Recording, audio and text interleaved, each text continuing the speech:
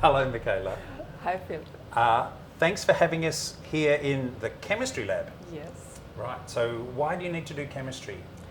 Well, because you get your sample, Yeah. any sample, soil sample, and you cannot just put it in the accelerator. Uh-huh. And so you need a chemical extraction process to extract actually what you're interested in. So you're taking a sample from the real world.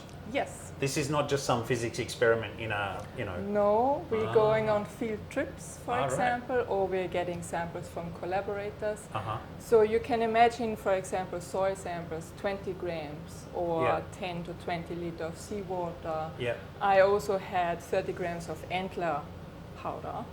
And we are extracting... Did you say antler? Yes. From a reindeer?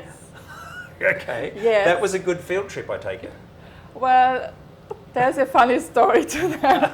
Yeah, go Because on. we did not do a field trip. Oh. We got the trophies via eBay. Okay. Okay. Thought for a minute you were going to say Santa came down. No.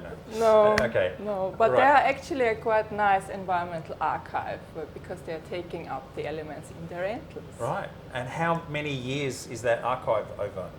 Basically, they're as old as the roe deer, the age of the deer. Which is tens of years? No, not that much. We got one that was 10 years old and 5 years, so yeah, in this range. But wait, don't reindeer shed their antlers every year? That is correct. So one of the questions were if basically they incorporate uranium and plutonium. Yeah. And they actually do into the bone, and then it gets incorporated into the antler. Right. So there is this, storage, so to speak, and that goes into the antlers. Is this something across all animals, that they're actually accumulating radioactive material, and is that a bad thing? They do accumulate, and it depends on what they're picking up, and basically the metabolism where it gets concentrated. I mean, if you look at the periodic table, each element has their own properties. So for example, coming back to strontium, strontium is in the same group as calcium. Calcium is part of the bone, so okay. strontium is going to the bones. It's Right. concentrated there. And the same is for uranium. Yep. Uranium is also a so-called bone seeker. So Right. basically, if you take up uranium, then it goes preferentially to the bone. Right. Are we seeing radioactive reindeer? It's glowing. That's The how red Santa nose. can see where he's going.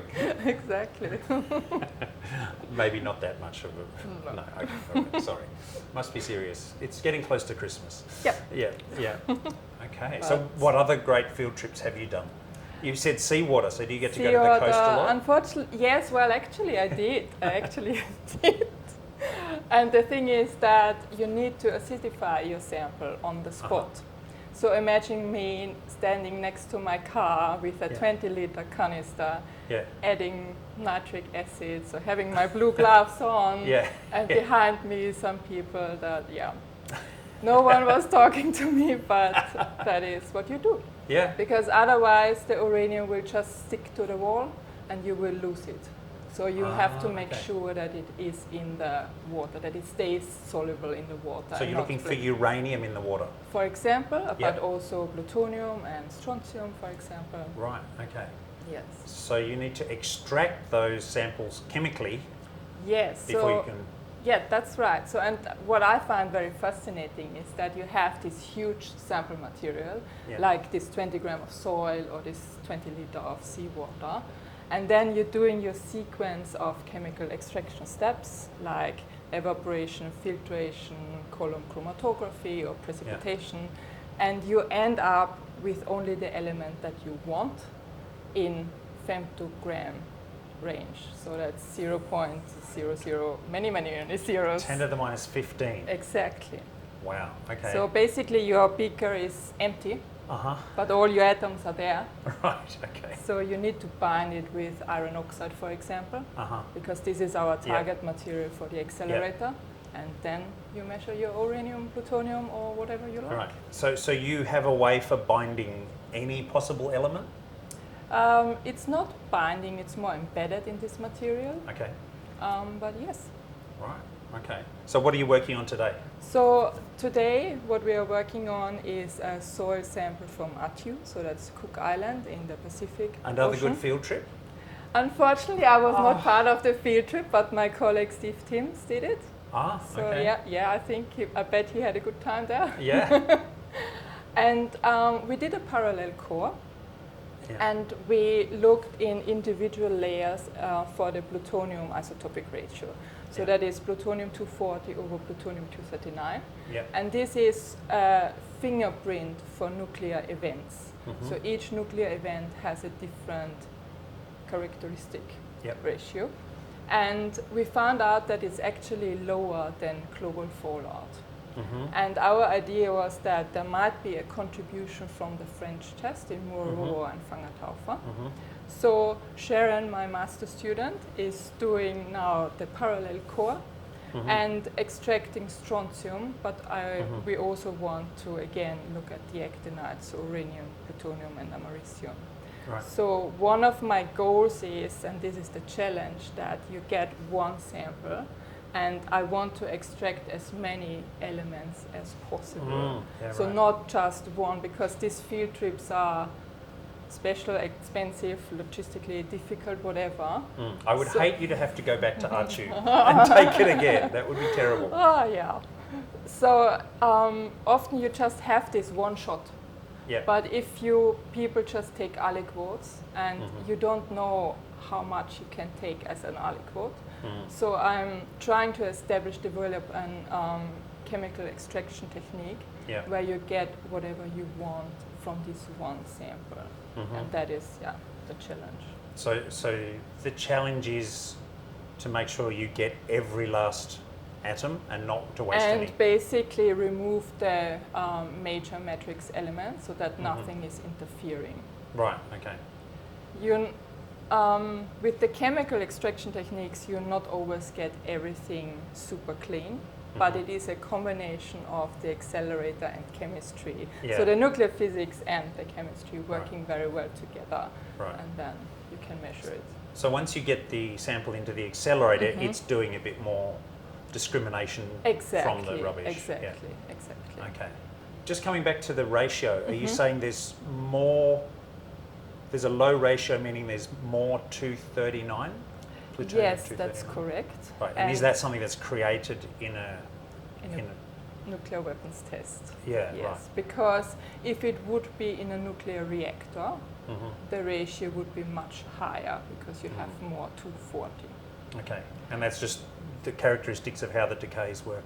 That is the characteristic how the plutonium isotopes are built.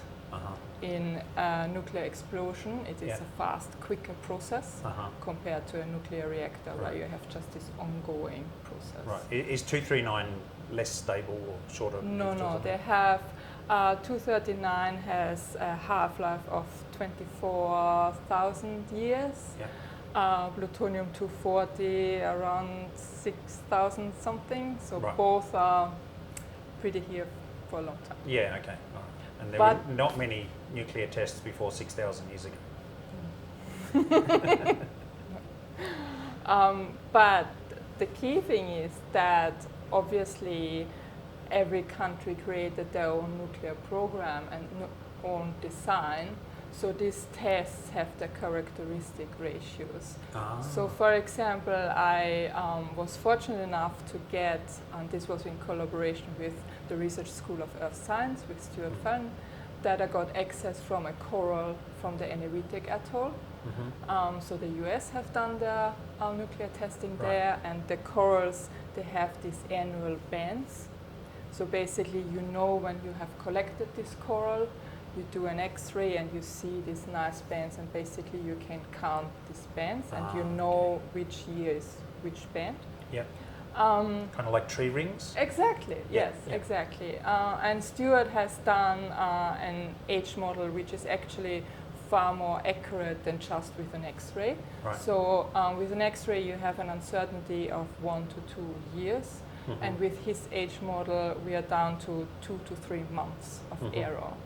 And basically what we have done is we drilled within these annual bands and we could see the increase of plutonium and uranium and were able to establish what is the signature of any weak tag.